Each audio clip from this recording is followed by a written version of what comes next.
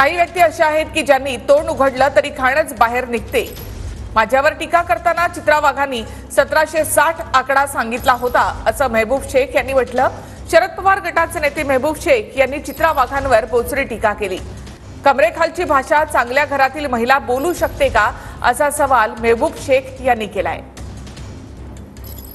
काही व्यक्ती अशा असतात की ज्यांना कुठेही गेलो आपण तरी त्यांचा तोंडाची गटरगंगा उघडली की घाणच बाहेर येते। तशातल्या ह्या लाचखोर नवऱ्याची सुपारीबाज बायकोचं सेम तेच आहे। म्हणजे महबूब शेख असले तर मी 1760 टांगड्याला बांधून फिरते। आता अनिल परब, कमरेच्या खालची भाषा ही कोणत्याही चांगल्या घरातल्या महिला ही बोलू शकते का? तिला ऐकायला तरी चांगलं वाटेल का?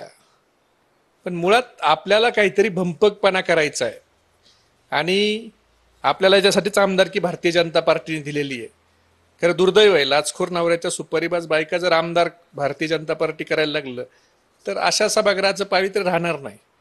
ते रस्त्यावर बोलले तेच ते सभागृहात बोलणार आणि त्याच्यामुळेच आपल्याला आमदारकी आहे। आता अजून बढती मिळण्यासाठी ते प्रयत्न करतील।